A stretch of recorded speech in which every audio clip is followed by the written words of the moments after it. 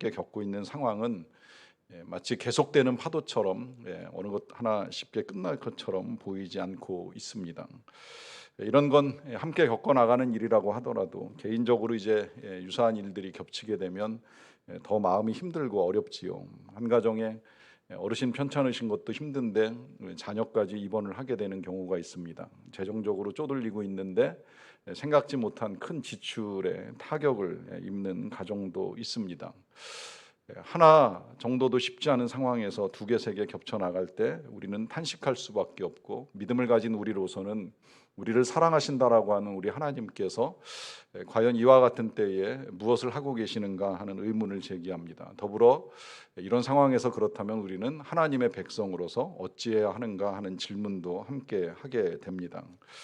이 질문과 함께 이제 지금부터 4개월 동안 제가 여러분들과 함께 나누게 될 말씀은 출애굽기 말씀입니다. 11장부터 19장까지 볼 계획인데요. 작년에 이제 10장까지 본 출애굽기 말씀을 다시 이어서 보게 됩니다. 보고는 말씀의 주제를 여호와의 구원을 보라라고 하는 것으로 정했습니다.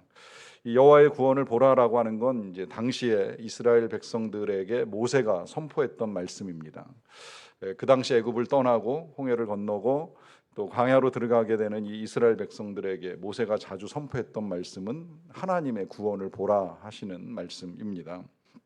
이 말씀이 당시 이스라엘 백성들에게만 필요했던 말씀이라고 여겨지지 않습니다. 그것이 그때 그 시절 그들의 역사 속에서 나타난 사건만이 아니라 지금 이 시대에 그야말로 구원이 필요한 시대, 하나님의 도우심과 은혜가 필요한 이 시대에 우리를 향한 하나님의 사랑이 어떻게 나타나는가 하는 것을 우리도 함께 보아야 할 필요가 있기 때문입니다. 그래서 이 말씀을 나누는 동안에 우리의 삶에 또 여러분들 각자의 상황 속에서 우리 하나님께서 어떻게 구원하시고 은혜를 베푸시는가 들으시고 믿고 나아가실 수 있게 되시기를 간절히 바랍니다. 작년에 우리가 읽었던 이 사건의 시작은 우리 하나님께서 모세를 택하시고 모세를 부르셔서 모세를 이 애굽으로 보내시는 것으로 시작이 되었습니다. 그때 애굽 땅에서 온 이스라엘 백성들이 이 애굽의 압제하에 노예 생활을 하며 큰 고통을 겪고 있었는데, 그들의 그 고통을 보시고 또 그 고통 가운데 부르짖는 그들의 기도를 들으신 하나님께서 이제 하나님의 구원의 역사를 이루시기 위해서 모세를 세우시고 모세를 바로 앞에 보내셨습니다. 그리고 보내셔서 전하게 하신 말씀은 한 가지예요. 내 백성 이스라엘을 보내라라고 하는 것이지요. 내보내라 하시는 것이 하나님의 뜻이었고 모세를 통한 선포였습니다. 그런데 안타깝게도 이 바로가 하나님의 말씀을 무시하고 듣지 아니하는 바람에 이 애굽 땅에 이제 재앙이 내리기 시작을 하지요. 나일 강물이 피로 변하는 것부터 시작을 해서 개구리떼가 올라오고 또 이 파리, 메뚜기 등등의 많은 재앙들이 임하고 마지막 흑암의 재앙이 그 땅을 여러 날 동안 덮고 있는 것까지 우리가 보았습니다. 9개 정도의 재앙이 내리는 동안에 잠시 이 바로 왕의 마음이 흔들리기는 했지만 그는 재앙이 끝나고 나면 또다시 그 강팍하고 완악한 마음으로 되돌아가서 이 이스라엘 백성들을 보낼 생각을 하지 아니합니다. 계속해서 하나님의 말씀을 거절하고 무시합니다. 이제 그러다 보니까 이제 그런 상황 속에서 하나님이 이제 또 하나의 재앙을 예비하시고 오늘 모세를 통해 이렇게 말씀하시는 것으로 본문이 시작이 됩니다. 1절인데요. 다시 읽어드릴게요. 여호와께서 모세에게 이르시기를 내가 이제 한 가지 재앙을 바로와 애굽에 내린 후에야 그가 너희를 여기서 내보내리라. 그가 너희를 내보낼 때에는 여기서 반드시 다 쫓아내리라 합니다. 하나님께서 또다시 이제 한 가지 재앙을 내리시겠다라고 하는 계획을 말씀하고 계십니다. 이 재앙이라고 하는 것 언제나 함께 겪는 사람들에게는 큰 타격이 되지요. 우리가 코로나 재난을 함께 겪으면서 모든 사람들의 마음이 저는 다 같으리라고 생각을 합니다. 빨리 정말 깨끗이 종식이 되었으면 좋겠다. 물론 이 재난 가운데도 뭐 개별적으로 이익을 취한 사람들이 있기는 할 거라고 생각을 합니다만은 그래도 기왕이면 이 재난 속에 있는 우리의 삶의 현실보다는 완전히 종식된 상황 속에서 좀 더 자유로운 모든 것들을 해나갈 수 있는 것이 대부분의 사람들의 기대와 소망이라고 생각을 합니다. 그것은 이 재난이 그만큼 힘들기 때문입니다. 마찬가지로 재앙 속에서 사람들은 변화를 기대합니다. 그건 상황의 변화이고 삶이 달라지는 것입니다. 그런데 때로는 그런 삶의 변화가 일어나기 위해서는 한 개인의 태도와 마음도 변화가 함께 일어나야 합니다. 지금 이 애굽 땅에 계속해서 여러 가지의 재앙이 내리는 이유는 바로왕 한 사람이 그 마음을 바꾸지 않고 태도를 변화시키지 않기 때문입니다. 그래서 이제 하나님은 또 하나의 재앙을 통해서 이제 이 애굽 땅에 어려움이 임할 것이라고 하는 말씀을 하고 계시는데, 그럼에도 불구하고 이 마음을 바꾸지 아니하는 이 바로의 모습을 보게 되면 계속해서 그 완악함이 참 답답하고 한심하다라고 하는 생각이 들죠. 그런데 이와 같은 모습은 바로왕만의 모습은 아닐 수도 있다라고 하는 거예요. 이런 모습은 우리에게서도 얼마든지 나올 수 있는 모습입니다. 물론 다 그렇진 않을 거예요. 이 어려움을 겪을 때에 삶의 태도를 바꾸는 사람들의 모습을 볼 때가 있습니다. 가끔 아주 뜻하지 않게 큰 중한 질병에 대한 진단을 의사로부터 듣게 되면 어떻게 해야 될까라고 하는 이 질문 앞에 바꿔 나가는 것들이 있잖아요. 먹는 음식의 양을 조절한다, 혹은 음식의 내용을 바꾼다, 아니면 어떤 음식은 아예 끊어버린다라고 하기도 하고, 또 안 하던 운동을 시작하기도 합니다. 왜 그런지 이유는 분명해요. 그래야 산다라고 하는 것이 분명하기 때문입니다. 그런 의사의 진단이나 처방을 들었음에도 불구하고 이전에 먹던 대로, 이전에 하던 대로 나쁜 것을 먹고 악하고 게으른 습관을 바꾸지 않는다면 그에게 있어서 기다리고 있는 건 멸망과 죽음밖에 없다는 거예요. 그래서 때로는 어려움을 겪게 되면 마음이든 생각이든 태도든 바꿔야 하는 건 너무나도 분명한 것인데, 안타깝게도 이 지금 바로왕처럼 미처 바꾸지 않고 그냥 마음으로만 생각으로만 좋아질 거야, 괜찮아지겠지라고 하면서 차일피일 미루는 이제 게으름이 우리에게도 있을 수 있다라고 하는 것이지요.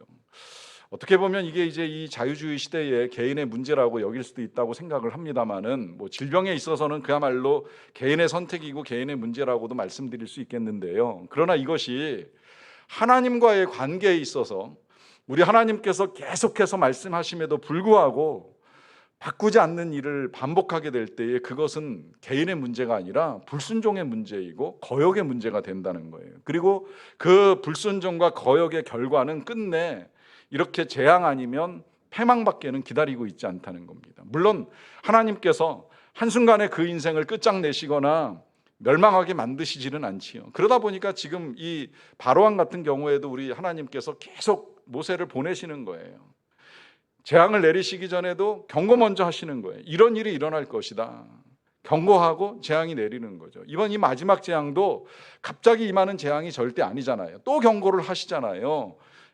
그 경고의 내용 보면 생각보다 상당히 심각합니다. 5절인데요. 애굽 땅에 있는 모든 처음 난 것은 왕위에 앉아 있는 바로의 장자로부터 맷돌 뒤에 있는 몸종의 장자와 모든 가축의 처음 난 것까지 죽으리니 애굽 온 땅에 전무후무한 큰 부르짖음이 있으리라 하십니다. 들어보시면 굉장히 끔찍한 재앙이지요. 애굽 온 땅에 모든 처음 난 것, 그거는 뭐 어떤 사람도 예외가 없고 심지어 가축의 처음 난 것까지라도 하나님께서 다 멸하시겠다라고 하는 경고를 지금 하고 계시는 거예요. 이로 말미암아 이 애굽 온 땅에 지금까지 없었고 앞으로도 있지 아니할 큰 부르짖음, 애통하는 소리가 임하게 될 것이라라고 하시는 엄중한 경고를 지금 하나님이 모세를 통해서 하고 계십니다. 왜 그럴까요? 이유는 그동안에 듣지 않았기 때문이라는 거예요. 수차례 말씀하셨음에도 불구하고, 또 이미 재앙을 통하여 하나님이 살아계시다는 걸 분명하게 보여주셨음에도 불구하고 그 하나님의 말씀을 무시하고 살아계심을 우습게 여기고 그 하나님께서 말씀대로 행하신다는 사실을 잊어버리고서 결국은 자기 뜻대로 고집을 부리는 이 완악한 인생을 향한 하나님의 마지막 경고가 지금 이렇게 임하고 있습니다. 그런데 그 경고가 이 장자의 죽음이라고 하는 것이 것으로 이제 우리에게 드러났는데요. 왜 그럴까요? 여러분, 우리가 사실 가장 고통스러워하는 재난은 죽음입니다. 죽음이라고 하는 건 우리가 하나님을 믿고 살아가도 이미 사망 권세를 이기신 예수님을 믿는다고 하여도 여전히 우리에게 이제 어려운 과제로 다가올 때가 있어요. 그래서 누구라도 할 수만 있다면 여전히 죽음을 피하고 싶다거나 죽음을 연장하고 싶어 합니다. 좀 미루고 싶어 하는 마음을 가지고 살아가지요. 그만큼 죽음이라고 하는 건 힘들기 때문이에요. 근데 이 힘든 것이 더욱 어려운 건 이제 가까운 사람의 죽음을 받아들이는 일입니다. 친구의 죽음으로부터 더 가깝게는 이제 가족의 죽음이에요. 그 가족의 죽음 가운데서도 제가 알기로는 배우자의 죽음이나 특별히 이 장자의 죽음은 정말 힘든 게 되지요. 여러분, 이 장자를 성경에서는 여러 차례 기력의 시작이라 이렇게 표현을 해요. 창세기에서 야곱도 그런 표현을 사용을 하고, 신명기에서도 주님이 그렇게 말씀하시고, 시편에서도 시인이 그런 말을 사용을 합니다. 기력의 시작이라. 왜 그렇겠습니까? 여러분 생각을 해보세요. 첫 생명을 잉태했을 때 그 자체가 큰 기쁨이고 기대잖아요. 어떤 아이가 태어날까? 소망 가운데 출산의 날을 기다립니다. 그리고 이제 아이가 태어나게 되면 이 아이가 장차 어떻게 자라가게 될지 부모는 그 아이 때문에 소망을 갖기도 하고 기대감을 갖고, 또 때로는 힘을 내어 열심히 살아봐야 되겠다라고 하는 마음을 먹을 때가 많잖아요. 그러니까 사람의 힘이 많은 부분 이 첫 아이로부터 시작이 된다는 거예요. 그러니까 성경이 그렇게 표현을 하고 있는 거예요. 기력의 시작이라. 그런데 그 기력의 시작으로 사람들의 힘의 원천이었던 이 아이가 세상을 떠난다라고 하면 이건 그야말로 사람에게 있어서 삶의 많은 에너지를 빼앗아가는 큰 타격이 돼버리고 마는 것이지요. 이와 같은 재앙을 통해서 하나님이 지금 경고를 하고 계시는 거예요. 그동안에도 계속해서 말씀을 듣지 아니하였던 이 바로 왕을 향한 마지막 경고가 진행되고 있는 것입니다. 여러분, 그러하기 때문에 먼저 우리가 이런 말씀들을 들으면서 다시 거듭 생각을 해야 될 것은, 하나님의 말씀은 절대 어떤 것도 우습게 여길 수 있는 것이 없다라고 하는 거예요. 들으면 믿어야 되고 믿으면 순종해야 됩니다. 우리에게 있어서 필요한 건 바로 그것입니다. 하나님이 우리에게 말씀하여 주실 때에 그 말씀을 겸손함으로 듣고 믿고 살아가는 것입니다. 참 안타까운 건 이런 말씀을 하나님이 우리에게 들려주심에도 불구하고 우리는 우리의 경험과 지식과 이성만을 가지고 나름대로 그냥 판단을 해버리고 마는 거예요. 많은 경우에는 하나님이 안 계시지 않느냐라고 말해버리는 일로부터 시작을 해서, 계셔도 사랑하지 않는 것 같아, 그 하나님이 어떤 능력을 가지고 계실까라고 하면서 끝없는 의심과 불신을 쏟아내는 경우지요. 저는 그런 의심과 불신을 가졌던 분들조차도 결국 한순간 이 하나님의 강하심이 드러나면서 그 하나님 앞에 굴복하고 엎드리고 믿음을 회복하고 살아가는 모습도 여러 차례 봤어요. 그런 것을 볼 때마다 저는 더욱 확신을 가질 수 있게 되었어요. 우리 하나님을 감히 이길 사람은 아무도 없다. 나름 하고 싶은 말, 하고 싶은 생각을 가지고 마음껏 하나님에 대해서 함부로 떠들 수 있을지는 모르겠지만, 어느 한순간 우리 하나님의 어미로우심이 드러나게 되면 결국은 다 그 앞에서 굴복하고 마는 연약한 인생이라고 하는 사실이 분명하게 다 드러난다라고 하는 거예요. 그러하기 때문에 이와 같은 하나님의 말씀을 들어야 하는데 듣지 않고 무시하다 보니까 이제 하나님이 경고하시는데, 이 경고가 9절에서 다시 한번 이렇게 전해집니다. 여호와께서 모세에게 이르시기를 바로가 너희의 말을 듣지 아니하리라. 그러므로 내가 애굽 땅에서 나의 기적을 더하리라 하십니다. 하나님은 이미 알고 계시는 거예요. 바로가 지금 이 모세를 통해 전해주는 하나님의 말씀을 듣지 않는다는 걸 아신다는 거예요. 이 듣지 않는다는 게 이제 오늘 말씀의 제목인데, 이 바로가 듣지 않을지라도 그 다음에 하나님 말씀하시잖아요. 내가 애굽 땅에서 나의 기적을 더하리라. 하나님은 하나님의 일을 하시겠다는 거예요. 하나님은 하나님의 계획을 포기하지 아니하시고 지금 이 애굽 땅에서 이스라엘 백성을 구원하고자 하시는 하나님의 계획을 이루어 가시겠다라고 하는 거예요. 그러니까 중요한 건 뭐냐면, 사람들이 듣든 안 듣든 하나님의 말씀을 무시하던 믿던 관계없이 하나님은 하나님이 계획하신 선한 일들을 반드시 이루어 가신다라고 하는 말씀을 지금 우리에게 해주고 계십니다. 그래서 그 하나님의 계획 가운데 이제 끔찍한 일이 일어나는데, 지금 한순간에 이 애굽의 장자들이 목숨을 잃게 되는 것도 놀라운 기적이긴 합니다만은, 더 중요한 건 그와 더불어서 이제 하나님이 그 이상의 일들을 하신다는 거예요. 어떤 일들을 하는지 이제 그걸 보셔야 되는데요. 7절 보겠습니다. 그러나 이스라엘 자손에게는 사람에게나 짐승에게나 개 한 마리도 그 혀를 움직이지 아니하리니 여호와께서 애굽 사람과 이스라엘 사이를 구별하는 줄을 너희가 알게 되리라고 말씀을 하십니다. 보시면 지금 하나님이 재앙을 말씀하시고 난 다음에 그러나라고 하시면서 이스라엘 자손에게는 이 재앙이 임하지 않는다는 거예요. 사람에게나 짐승에게나 어떤 누구도 재앙을 겪지 않는다고 말씀하십니다. 심지어 개 한 마리도 그 혀를 움직이지 않는다고 하는 이 표현 어떤 의미인지 아시지요? 여러분, 개가 혀를 움직일 때가 언제입니까? 갑자기 무슨 일이 일어날 때예요. 무슨 일이 일어나면 원래 개부터 짖잖아요. 집안에 도둑이 든다거나 누가 찾아오면 제일 먼저 그 사실을 알려주는 존재가 때로는 개일 때가 있잖아요. 그래서 왜 가끔 밤늦게 들어오는 자녀들이 몰래 이렇게 집에 들어가고 싶어도 그게 맘대로 안 되는 것이, 개 키우는 집은 개가 먼저 소리를 내잖아요. 누가 왔다 하는 걸 알려주잖아요. 사인을 주는 거예요. 그런데 지금 이 애굽 땅에 재앙이 임할 때는 개조차도 그 혀를 움직이지 않고 짖지 않을 만큼 이스라엘 땅에는 아무런 일도 요만큼도 일어나지 않는다는 걸 하나님이 미리 말씀하시는 거예요. 왜 그렇겠어요? 그건 하나님이 구별을 하신 거예요. 지금 재앙을 겪어야 될 이 애굽의 백성과 하나님이 구별하시고 구원하실 하나님의 백성을 구별하셔서 하나님과 이스라엘 사이에 다른 일을 이루어 가신다는 걸 애굽 사람들이 알 뿐만 아니라 그 백성들도 알고 믿도록, 더 나아가서 구별된 하나님의 백성인 우리들도 알고 믿을 수 있도록 하나님이 이제 이런 일들을 이루시겠다라고 하는 약속을 하십니다. 여러분, 이것이 지금 우리가 보아야 될 여호와의 구원인 거예요. 다 재앙을 겪지만, 다 어려움이 있지만, 그러나 그 어려움 가운데서도 하나님이 그 백성들을 향한 사랑과 은혜와 능력을 행하시는 분이시라는 사실을 우리가 알고 믿기를 원하시는 것이지요. 그러한 은혜는 그래서 계속 이어지는데요. 8절 보세요. 왕의 이 모든 신하가 내게 내려와 내게 절하며 이르기를 너와 너를 따르는 온 백성은 나가라 한 후에야 내가 나가리라 하고 심히 노하여 바로에게서 나옵니다. 지금 이 말씀은 모세나 이스라엘 백성들이 애굽을 떠날 때에 도망치듯 떠나지 않는다는 거예요. 쫓겨나듯 떠나지 않는다는 거예요. 지금 보시는 대로 왕의 모든 신하, 바로왕까지야 내려오진 않겠지만 왕의 모든 신하가 다 내려와가지고 이 모세 앞에 절하고 사정하면서 정중하게 부탁을 드린다는 의미가 되는 거예요. 제발 좀 떠나주세요.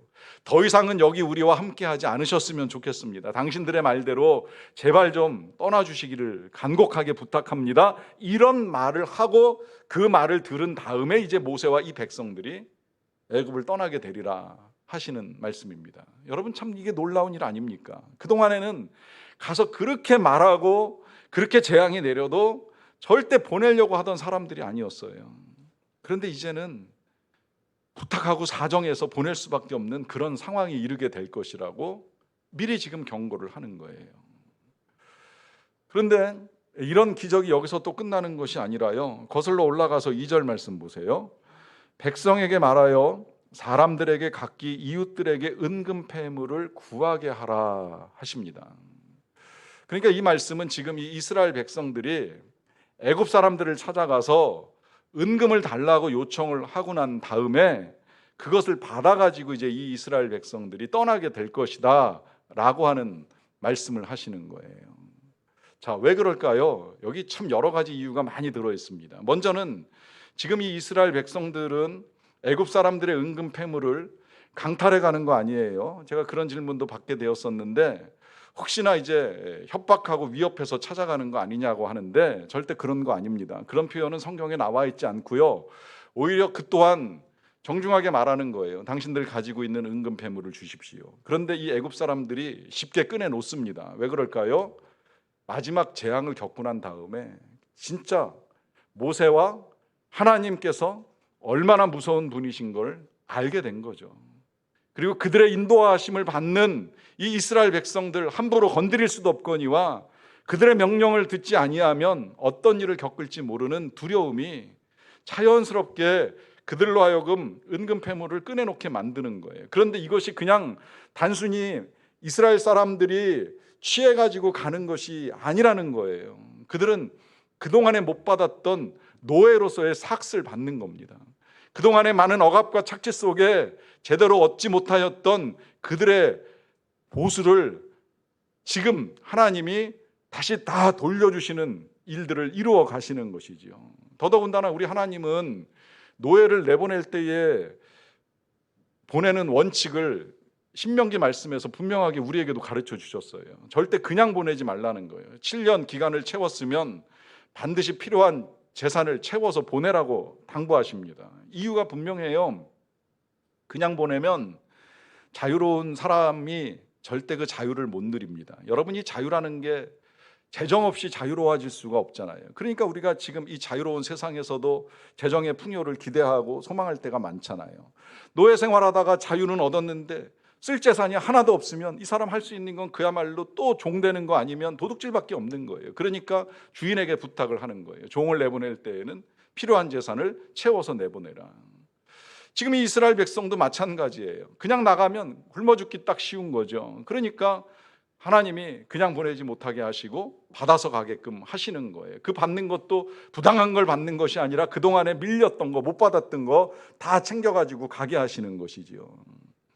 그런데 이것이 그냥 단순히 현재에 필요한 것을 채우는 것으로만 끝나는 것이 아니라 실은 오래전에 우리 하나님께서 아브라함과 하셨던 약속을 이루어 가시는 것입니다.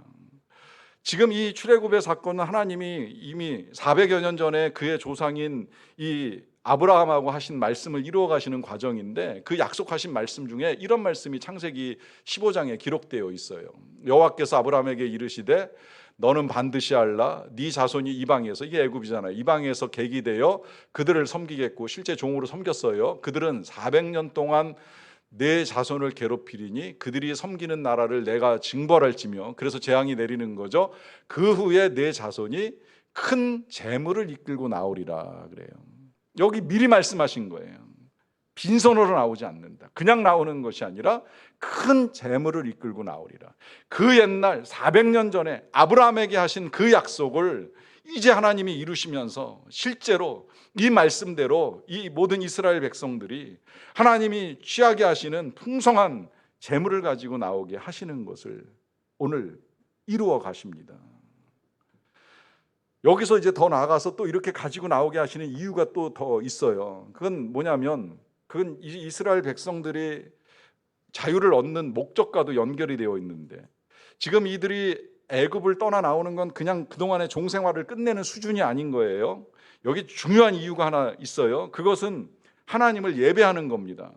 이 모세가 작년에 우리가 읽을 때에 몇 차례 바로에게 이야기했잖아요. 내 백성을 보내라. 가서 여호와 하나님을 경배하게 하라. 이게 이제 가장 중요한 출애굽의 목적이고 구원의 목적이에요. 우리도 구원을 받고 자유를 얻고 한 모든 것들은 다 하나님을 경배하는 데 목적이 있는 거예요. 하나님을 섬겨야 돼요. 그럼 그 하나님을 어디서 섬기느냐? 우린 이렇게 지금 이제 교회에서 섬기지만 당시 이스라엘 백성들은 성막에서 하나님을 섬겼어요. 그 성막을 만들 때에 필요한 재료가 은금 패물인 거예요. 그래서 그걸 이제 하나님이 미리 준비시키는 거예요. 미리 이 애굽 사람들로부터 얻어낸 은금 패물을 가지고 성막에 필요한 모든 기구들을 만드는데 부족함이 없게 하나님이 미리 예비하시는 것이지요.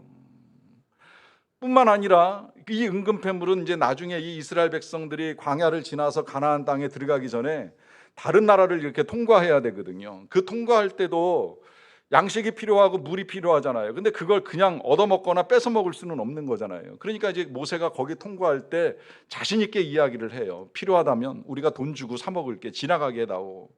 물을 마시던 양식을 먹던 그에 상응하는 값은 치르겠다. 여러분, 그 값을 그 당시에 뭘로 치르겠습니까? 뭐 통화가 발달된 시대도 아니고 그걸 다 무조건 양떼로만 줄 수도 없는 것이니 그걸 은금패물 이 가져온 걸로 줄 수 있게 하나님이 넉넉하게 채워주셨다라고 하는 거예요. 그러니까 지금 여기서 우리가 이 구원의 의미를 좀 다시 잘 이해하고 생각할 필요가 있는 것이 뭐냐면, 구원은 그냥 죽어 천당 가는 수준이 아니에요. 이 이스라엘 백성만 보더라도 구원이라고 하는 건 과거로 보면 그 옛날 아브라함과 하셨던 약속을 이루시는 게 구원이고요. 현재로 하면 그들이 받아야 될 필요한 은금패물 품삯을 받는 게 구원이고요. 자유를 얻는 게 구원이고요. 미래로 보면 하나님을 만나고 하나님께 예배하며 하나님을 경배하고 필요한 것들을 하나님이 채워주시는 것이 구원인 거예요. 이 구원이 지금 오늘날 우리에게는 과거의 모든 죄악을 용서받는 것으로부터 시작을 해서 현재는 하나님과 함께 살아가면서 하나님이 주시는 평강과 은혜를 누리는 것이 구원이고요.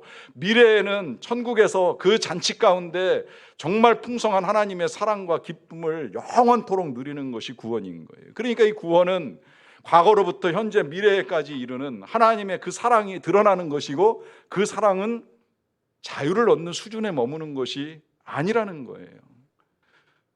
자유만 가지고 안 된다는 건 이미 말씀을 드렸어요. 구원은 자유와 함께 우리 하나님이 주시는 풍성함을 얻고 누리는 것까지 연결이 되는 거예요. 그걸 이제 하나님이 시작을 하시는 거예요. 그래서 이 이스라엘 백성들을 보낼 때에 그냥 보내시는 것이 아니라 은금 패물과 함께 갈 수 있는 길을 열어주시는 거예요. 여기서 하나님의 기적이 또 끝나지 않아요. 3절 보시면요, 여호와께서 그 백성으로 애굽 사람의 은혜를 받게 하셨고 또 그 사람 모세는 애굽 땅에 있는 바로의 신하와 백성의 눈에 아주 위대하게 보였다라고 하면서 이스라엘 백성들은 애굽 사람들에게 풍성한 은혜를 받게 하시고 또 모세는 이 애굽에 있는 모든 사람들에게 그 신하나 혹은 백성들에게 아주 위대하게 보이게 합니다. 이로 인하여서 이 애굽 사람들이 달라는 거 다 주고 이제 이 백성들을 떠나보낼 수밖에 없게 하나님이 만들어 가시는 거예요. 그러니까 여기에는 그냥 단순한 해방, 자유 수준이 아니라고 하는 거예요. 여기에는 하나님의 풍성함도 있고 영광도 있으면서 그 모든 것들을 함께 얻고 누리면서 나가는 하나님의 구원 역사가 나타나는 것이지요. 여러분, 이것이 하나님의 뜻입니다. 이것이 당시 이스라엘 백성들이 봐야만 했던 여호와의 구원이고 오늘 이 시대에도 우리를 위하여 베푸시는 하나님의 구원 역사입니다. 그래서 우리 예수님이 이 땅에 그 구원 역사를 이루시기 위하여 오셨을 때에 그 오신 목적을 분명하게 선포를 하셨잖아요. 내가 온 것 생명을 얻게 하고 더 나아가서 더 풍성히 얻게 하려는 것이라. 하나님이 주시는 영원한 생명뿐만이 아니라 그 생명을 가진 우리가 풍성하게 살아가는 삶, 하나님의 은혜를 맛보면서 그 평강과 기쁨과 자유함과 사랑을 풍성하게 누리는 삶이 주님이 이 땅에 오신 목적이라고 하는 거예요. 그 목적을 이루어 가시는 과정 중에 여전히 이제 우리에게 의문이 한 가지 남아 있다면 지금 이 애굽에 있는 장자들이 다 죽임을 당하는 끔찍한 일이 벌어졌습니다. 그래서 그 기력의 시작이라고 일컫던 사람들의 죽음을 통해 이 이스라엘 백성들은 자유를 얻지요. 의문이라고 말씀드리는 건 왜 그 장자들이 죽임을 당해야만 했을까 하는 것인데요. 그 이유를 다 알 수는 없겠지만 제가 이해하고 있는 거 한 가지로 말씀을 드리자면 우리 하나님께서 이러한 사건을 치르시고 난 다음에 이스라엘 백성들을 표현하는 말씀이 하나 있습니다. 그건 너희는 내 백성, 내 장자라 하시는 말씀이에요. 성경 읽어나가다 보면 자주 그 말씀을 하세요. 이스라엘은 내 백성, 내 아들, 내 장자라. 그러니까 하나님은 지금 이 이스라엘 백성들을 구원해 내실 때에 그야말로 장자를 얻는 부모의 마음으로 이 백성들을 출산하듯이 건져내신 거예요. 하나님은 기대하셨던 거예요. 이 백성이 애굽을 떠나는 순간 마치 출산하듯이 이제 애굽을 나오게 될 터인데 그때 이 이스라엘이 마치 우리가 장자를 잉태하고 출산하고 성장하는 과정 중에 누리는 그 기대와 기쁨처럼 똑같은 기대감을 가지고 이제 이 백성을 살려내시는 거죠. 그래서 이 살려내는 이스라엘 백성들 대신에 애굽의 장자들이 재앙을 겪는 거예요. 그만큼 값비싼 희생을 치르고 하나님이 하나님의 구원 역사를 이루셨다는 것이지요. 자, 그러면 중요한 건 우리는 어떠할까요?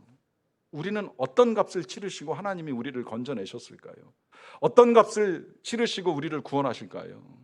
여러분, 우리의 구원이 어떻게 이루어졌는지 아시죠? 원래 이 하나님의 장자는 한 사람, 한 분, 우리 예수님 뿐이시잖아요. 우리 예수님만이 유일한 하나님의 아들이고 장자이셨어요. 그런데 그 장자이신 우리 예수님이 십자가에서 그야말로 모든 재앙, 재난, 고난, 저주, 진노, 사망 다 받으신 거예요. 왜 그러셨을까요? 우리랑 바꾸시기 위해서. 장자이신 예수님이 그 고난을 당하시고 죽으심으로 말미암아 이제 우리가 대신 하나님의 장자로 구원함을 받는 하나님의 은혜를 누리게 된 것이지요. 그래서 이제 하나님이 우리에게 향해서 선포하시는 거예요. 너희는 내 아들, 내 장자, 내 상속자라. 신약 성경에 그 표현이 자주 나오잖아요. 우리가 하나님의 아들로서, 우리가 하나님의 상속자로서. 신분이 바뀌어버린 거예요. 장자이신 예수님이 재앙을 겪는 그 고난을 통하여서 장자가 아니었던 우리가 마치 이스라엘 백성들처럼 하나님께 선택된 장자로 우리의 신분을 바꾸시는 구원의 역사를 이루어 주신 것이지요. 그렇게 우리의 신분을 바꾸신 하나님께서 여러분, 이 땅에 살아가는 우리들을 외면하실까요? 우리들을 모른 척 하실까요? 우리가 겪는 고난을 보지 않으실까요? 절대 그렇지 않습니다. 지금도 하나님은 우리를 사랑하시고 우리를 향한 구원의 역사를 이루어 가십니다. 필요한 것이 있다면 우리는 그런 하나님의 사랑과 은혜와 능력과 기적을 믿고 듣고 순종하는 거예요. 그로 인하여서 우리 안에도 일어나는 하나님의 구원 역사를 볼 수 있는 저와 여러분 다 되시기를 간절히 축원합니다. 이 시간 같이 잠깐 기도하겠습니다. 우리는 하나님의 구원 역사가 어떻게 시작되고 어떻게 나타나는지를 오늘 다시 들을 수 있었습니다. 우리의 삶에도 구원의 은혜가 필요합니다. 하나님의 기적과 능력이 필요합니다. 그 필요한 것들을 이 시간 믿고 구하는 시간 잠시 갖도록 하겠습니다.